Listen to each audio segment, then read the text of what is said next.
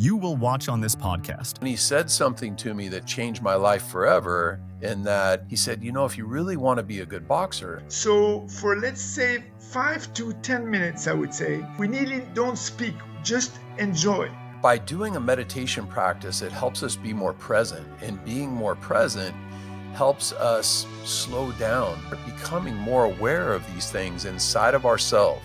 Welcome back to our Wellness Billion podcast, my friends. It's been a long time we didn't record one, and today we're super happy to be able to introduce an amazing guest and a topic that I really want to hear about and really want to learn, because I have a problem with this topic, I would say. So I'm going to let Karim, my dad, to be able to introduce the guest today. Yes, guys. Hi, how are you doing? It's been a long time, 1 week we didn't meet, but here we are. Today's guest is Jeff Patterson, a meditation and martial art expert with 36 years of experience, as much experience as I have in business. And he has a rare ability to make ancient wisdom feel more practical than many new overhype practices. Jeff created the Yielding Warrior method, a dynamic system which he will explain to us, that turns meditation into something alive, adaptable, and transformative. I hope, Jeff, that I don't make mistake in explaining what you do. So through core practices, he helps people build resilience, clarity, and well-being without those weird positions. He's an author of the Yielding Warrior and mentor of thousands globally. Jeff teaches that meditation isn't about escaping life, but showing how full life is fully charged, I would say. Today we'll explore how his methods sharpen the mind, strengthen the body, and steady the emotions, and how food plays a bigger role in these practices that we realize. So welcome to the podcast, to the Wellness Billion podcast, Jeff, and here we are.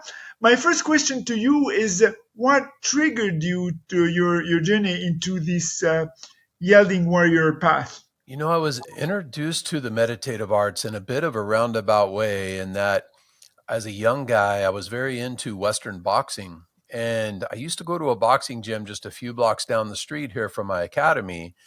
And at a boxing gym, it's run a lot different than your traditional style fitness classes, in that usually there's 3 or 4 coaches rolling around depending on the size of the gym, and each one of those coaches might have a handful of fighters that they're working with.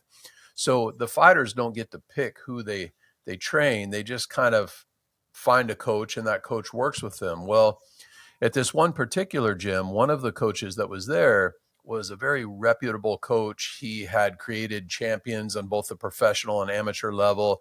And I really wanted to get to spend some time with him and have him help me out. But he had a full card and wasn't looking to take on any new athletes.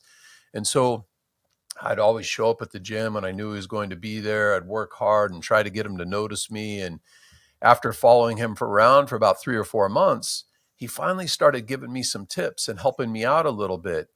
And it was only maybe 2 or 3 weeks of getting to work with him when he said something to me that changed my life forever, in that he said, if you really want to be a good boxer, you should start doing meditation and Tai Chi.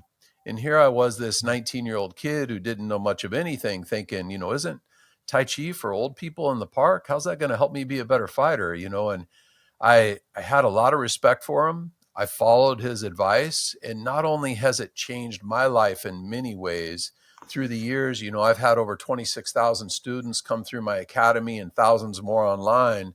And I've heard hundreds of stories of how the meditative arts has positively influenced people's lives. And that's what's made me so passionate about trying to get the word out there and teach through my books and my online programs, and just get the message out to as many people as I can. I used to do martial arts when I was younger, and they always used to tell me, like, you need to relax, you need to connect with yourself to be able to think before acting. And this period I had like 2 years, I think. I trained 2 years martial arts. I did some jiu-jitsu and some MMA. And this helped me kind of canalize my energy and be more focused in what I do. But nowadays, I think I lost everything. Yes, I keep myself very calm, but I need to get back to it. This is very weird because I did judo when I was a kid. I went into I think it was the brown belt, so just before black. And I've learned along the way that you have to control yourself, to respect the others. I mean, for me, as I remember it, Jeff, it was more a matter of respecting people you're with. It was a matter of a way to interact with them. Even if this was a fight, it seemed to me that it was, well, it's not as developed as the one you do, but as I was a kid, for me, it was a way to step back and look at things in a wider way. This is what I think about it. So, what do most of the students you have think about after practicing for a while with you? Well, here at the Academy, we have different tracks. So we have people that follow the meditative arts, and then we have people that do Brazilian Jiu-Jitsu and Muay Thai, and we have people that do Eskrima. And within the meditative arts, there's 5 different paths that people can follow. There is the athletic or martial path where it teaches you how to improve your mind-body connection so you can perform at a higher level. And that's why so many professional athletes these days are turning to the meditative arts, because it helps improve your performance. Then there's the therapeutic side, which helps us with our longevity and our overall healthy movement in the body and just keeping the body in tune. There's the medical side, which all of Chinese medicine is based off of Qigong theory, and it's been around for 4,000 years. There's the philosophical side, which is something that I've always been very passionate about, and it helps expand your peripheral vision, if you will, and start to see things from multiple different angles and be more strategic. And so that's always been very interesting to me. And then there's the spiritual side of the practice. And so anybody new coming to the meditative arts might resonate with any one of those paths and kind of follow different practices that help them along that journey. Yeah, well, Jeff, you always speak about meditation as a way to repattern your nervous system. How do you think mindful eating could help repattern not just the digestion, but also your mental resilience?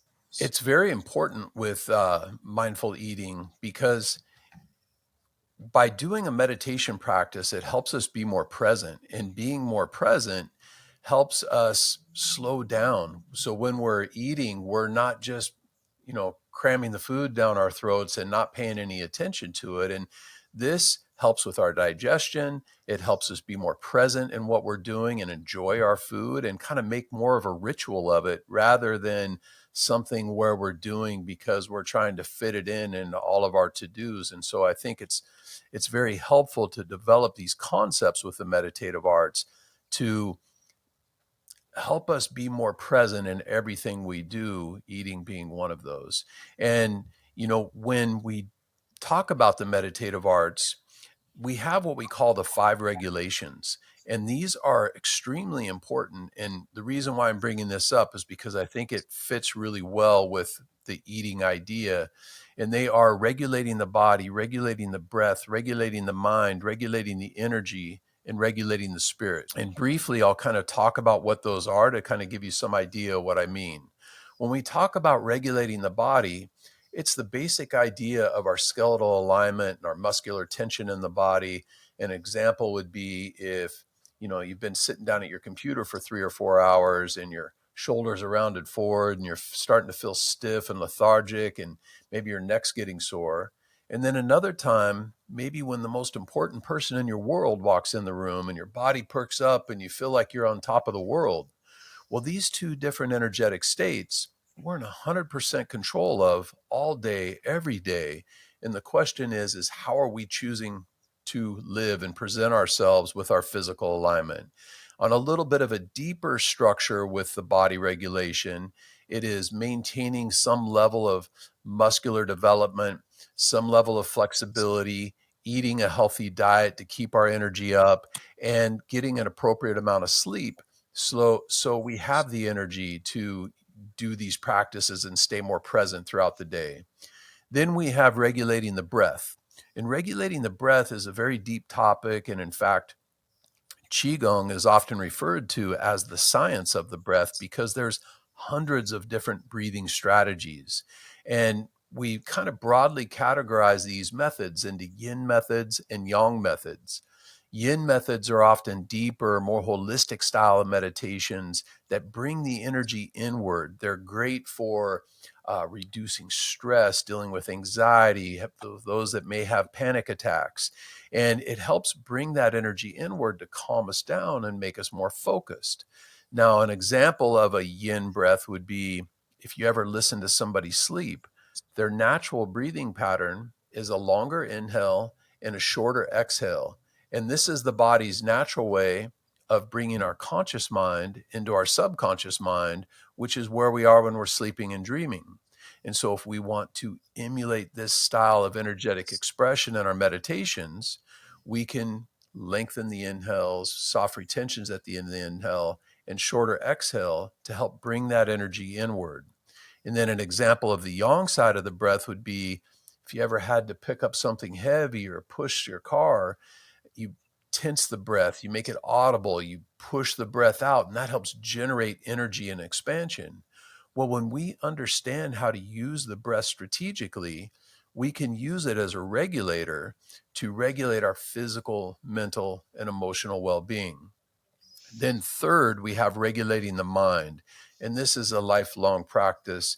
That one of the things that I always hear people say when they talk about the meditative arts is that I tried meditation before, but just didn't work for me. I couldn't quiet my mind. And somewhere along the way, people got this misguided idea that in order to be successful at meditation, you have to reach this state of nirvana where nothing bothers you. And I don't know where this idea got in place, but that's not the purpose of meditation at all. If you're sitting and doing a meditation practice or maybe doing a Tai Chi form or a Qigong set, you may be doing 20-minute session and get distracted 50 times. And if every time you get distracted, you come back to center, you use your breath, your posture, your movement to help find that focus again, you just got 50 repetitions of being out of balance and coming back to center. And if you do that every day, every month, every year, you start to develop this power and this ability that no matter what happens to you, you're able to find that focus. And that's how it's so powerful in our day-to-day lives. There's this story that I really enjoy about these two old monks who are walking down this dirt road after a huge rainstorm. And they come up to this big mud puddle. And on the other side of the puddle is this beautiful little girl, and she's standing there in a white dress and she's crying. And the older monk, he hollers across the puddle and says, "Is everything okay? Can we help you?"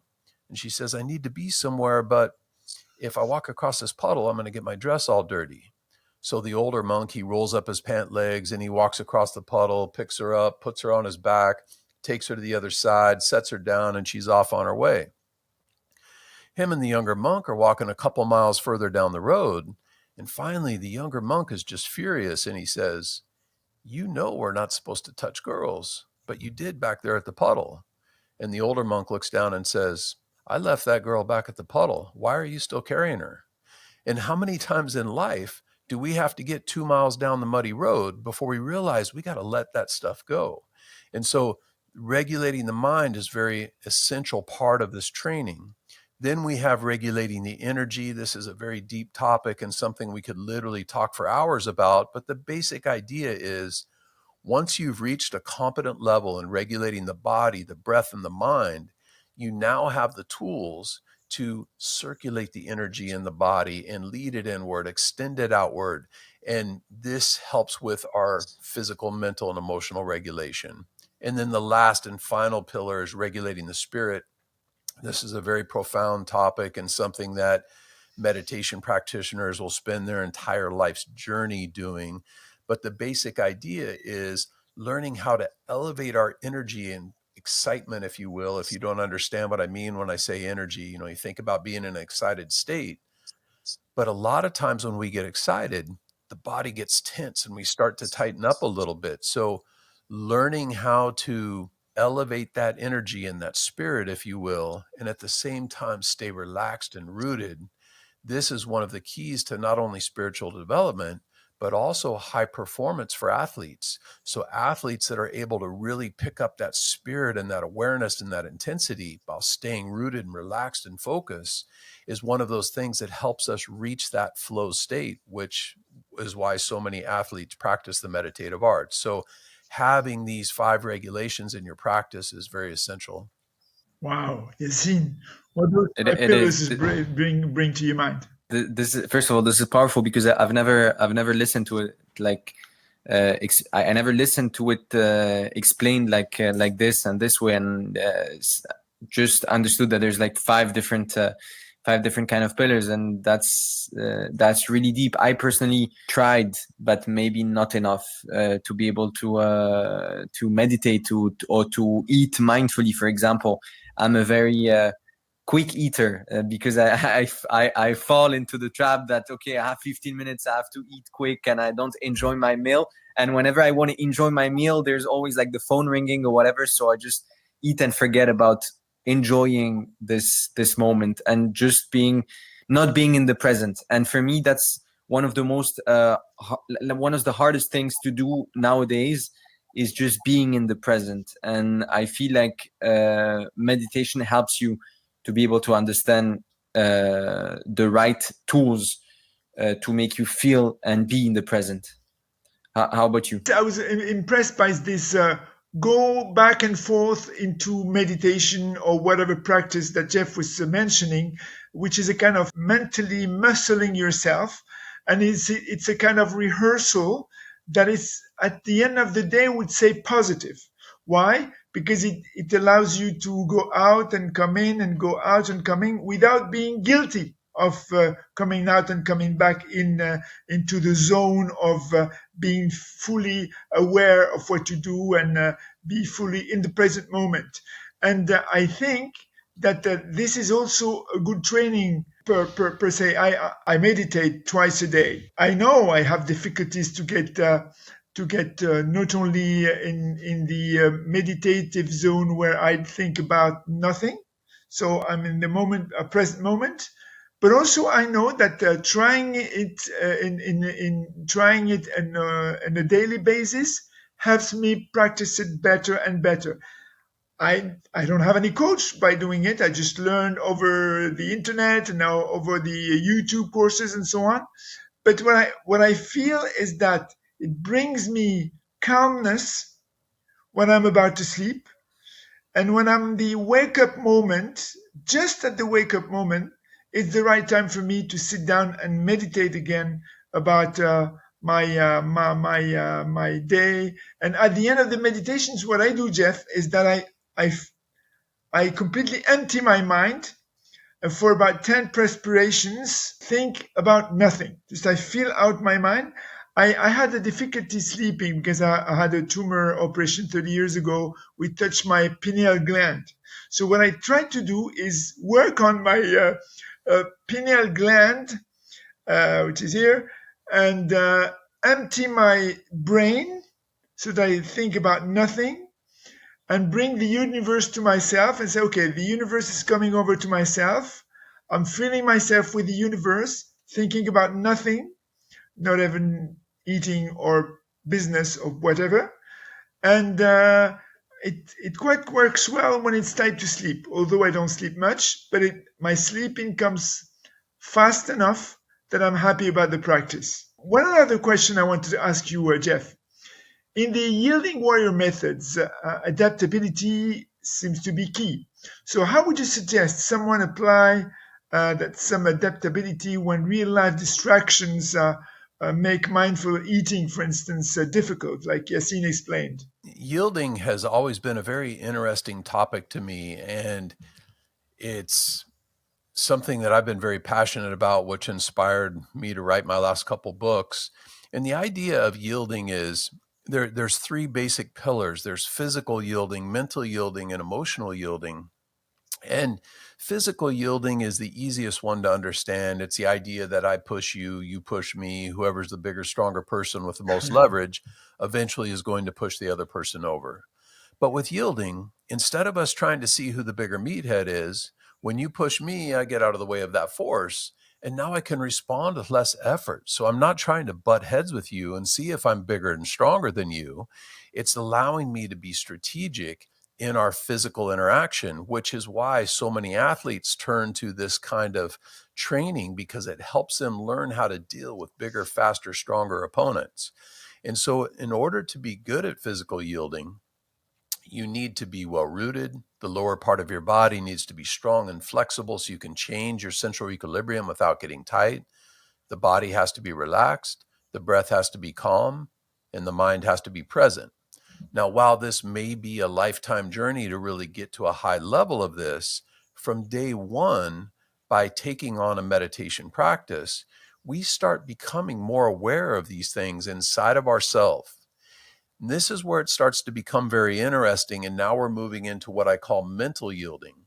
So say, for example, you and I are having a conversation and I say something that unsettles you, and I notice the first sign of energetic imbalance come from you, because now not only has my awareness expanded of myself, it's also heightened in observing other people. And when I notice that imbalance, it's easier to adjust the conversation and take us down a harmonious path than to keep off on a certain track until you're so frustrated, maybe you want to knock me upside the head. And so learning how to use yielding in all of our interactions is very strategic. It allows us to guide conversations to a positive outcome with the least amount of resistance, which is beneficial, obviously, in our relationships, in business, and sales, and negotiations. I mean, there's so many ways that we can apply this strategy in life. Then we have what we call emotional yielding. And emotional yielding is very much like mental yielding, but with our own interpersonal conflict. And this helps with our control when we start talking about thinking about eating and diet and those kinds of things as well. Because when we can start to notice those imbalances within ourselves, it's easier to make those adjustments before we get too far down any certain path. And I've been explaining this idea of yielding for many years. And one of the most common things I'll hear people say is, yielding makes a lot of sense. In fact, I do yielding all the time. Well, I would agree in that I think everybody does some degree of yielding all the time, whether they label it that or understand that that's the way to look at it or not. However, it's kind of like if you or I were to walk into a crime scene with a detective who's been on the job for 30 years, I guarantee you that person would see things about the series of events and the timeline that I know at least I would have no clue of. And the meditative arts helps us see things inside of ourselves and inside of other people that I truly believe without a practice like this in your life, you're going to miss a lot of opportunity and a lot of what life has to present us by not integrating a life practice with these ideas. Yeah, is it the way when you said I see life in a much wider way, like 200 degrees around me or 360 degrees around me, whereas I can see things that people don't see? Yeah, it helps open up your perspective and see things from multiple angles, because, so many times we go through life kind of with our blinders on. Or one of my old teachers, he always used to say, we're always wearing these masks because we don't want people to maybe see how we really feel, or maybe you don't want to hurt somebody's feelings. So you're not very open as we go through the day. And people that have a real busy, active lifestyle, sometimes they get so caught up into wearing these masks all the time that when they go to look at themselves in the mirror, they're still wearing that mask. And if you don't stay connected to who you are and let those masks come away sometimes, you really miss out on so much value in what life has to offer. Yes, my question to you is, when you're in the middle of the sea, let's say in the middle of a kind of nowhere per se, in your surfboard, surfing for about 2-3 hours, do you feel that you are, and sometimes or most of the time, in a meditative level that allows you to return on yourself and like, I don't know what meditation kind it is, but how do you feel? You brought actually an interesting topic, because I feel it when I surf. When I surf is the only moment when I can really enjoy the moment, enjoy the practice, and focus only on that, because I have zero other distractions. I don't have my phone, I don't have my watch, I don't have anything around me. And I don't like talking to people when I'm surfing. I like to be in my bubble with my surfboard, the sea in front of me, the sunrise or sunset or whatever, and just focusing on me and focusing on the wave that's coming. And you just made me realize, and I never realized this. I right now, in this conversation, you made me realize that this is my type of meditation. This is my type of where my type of practice where I go and I just focus on the moment. And I think it's the only time during the day where I can focus on one only thing, which is surfing. And yeah, now I want to go surfing. Thank you. Yeah. Well, talking about meals. Uh, I think also the meal time when you spend time on the table, at home we don't bring phones on during the meals because we want to be really connected to each other. It's a rule. So I would say that we could turn every meal into a micro meditation, no screens, no talking probably for 5 minutes to each other, just pure attention to taste, breath, and body signal. You feel it. Jeff, we have this Ramadan period of 1 month fast in the Muslim countries. And when we start eating back, what happens is that we're so happy to eat back that we want to enjoy it to the fullest. So for, let's say, 5 to 10 minutes, I would say, we nearly don't speak, just enjoy.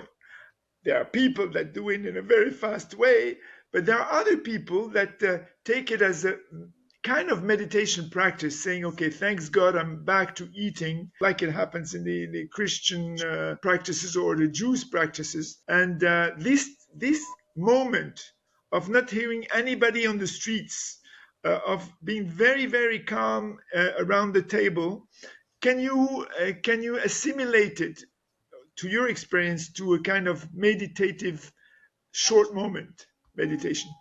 Yes, so both of what you guys are explaining with the surfing and with the eating are forms of what I would call active meditation practices. And these are very valuable, and they're part of when we create an evolving life practice with the meditative arts. We want to have these things in our day, whether we're surfing or we're eating or we're walking down the street, where we are more present, where we're reaching those moments of awareness and that hypersensitivity and being more connected to our body and our thoughts and not being so distracted. In order to have more of this in our life, what I would recommend to add to some of those things that you guys are talking about is having a daily ritual practice, even if it's only 10 or 15 minutes, where every morning you wake up and you do a breathing exercise, or you do a simple movement practice like a Tai Chi form or a Qigong set. Because by having that ritual practice, you'll get to deeper levels of awareness, and you'll find that you'll be able to integrate this level of awareness and these concepts into more activities throughout the day. And this is where you really start living the practice. And that's the ultimate goal with the meditative arts, is to have it be a way of life and not that hobby that we do, once in a while. And that's where all the real benefits of this practice come from, is having that consistency. Yeah, in our company called Epineon, we're very much deep tech oriented.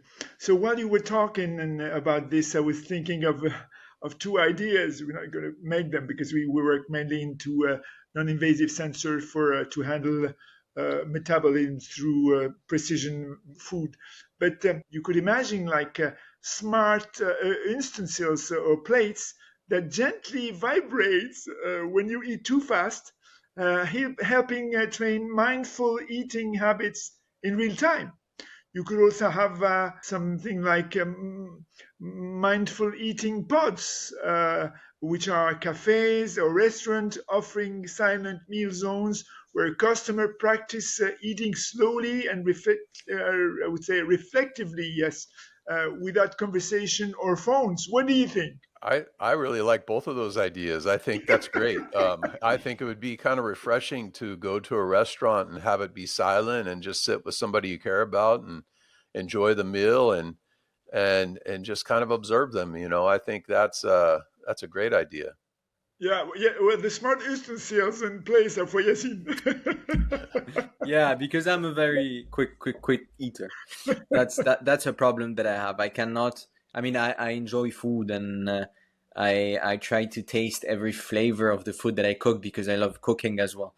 But I may have a problem, which is eating too fast and not being mindful in a way that at the end it's not really good, and I eat maybe more than what I need, what my body needs. That's bad. So the plate could be an option. Yeah. Plate or utensil can be an option. Yeah, If you're exactly. of whatever, it can Exactly. be that reminds you of that. Well, thank you, Jeff. It was a wonderful moment we spent with you. We were when you were speaking, I felt like I was in a meditating state, listening Same. very carefully to what you were saying, and get embedded into the conversation with you because you explain that so clearly. And you have it very well structured in your mind. So for 36 years, you're explaining that to people and you're practicing it on your own. That I have a hell of admiration with what you do because it's something that is above the edge. I mean, we work. Yassine is a very strong influencer. We're over 2.7 billion followers. I'm a deep tech entrepreneur, and we all in the wellness business, having to trace about what we do during the day, how it impacts our health. But I think this practice that you're having, Jeff, is really in the heart of the nucleus of the relation between you and the universe. And I think no other experience in the world, as for today, except probably quantum calculations that we practice in our business, in our factory, that does bring you this. But you embed it internally so that you're so connected, so that you connected us with you. No, thank you so much, Jeff, for being part of this podcast. Please let us know where we can find you. So you can reach me at theyieldingwarrior.com. Right now, I'm also giving away a free copy of my book. If you go to theyieldingwarrior.com/book and just enter your info there, you can just pay for shipping and we'll send you out a free copy of the book. Also, something else I'd like to just point out there to anybody who's thinking about taking on a meditation practice, if you just put a little bit of time aside every day and do a meditation practice and integrate some of these active practices in what you're doing, if you keep that up for a year and are consistent with it, I would say that 97% of the people that do that will do it for the rest of their life because they'll see so many benefits from the practice that they would be crazy to stop. The hard part is the discipline and the consistency in the beginning where we're trying to not be real sure about what all this work we're doing is for. We don't really see all the benefits yet. And so if you just get through that first period of time where you lay the foundation and you put that effort in, it'll pay out fruits for the rest of your life and it'll be one of the best things you've ever done.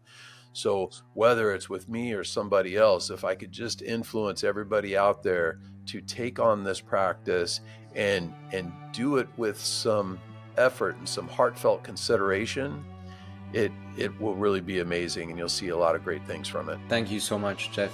Well, guys, don't forget to like, subscribe, and turn on the notification button. We really hope you enjoyed this conversation, and we see you on the next one. Oh yes, see you next week, guys. Next week we'll be here.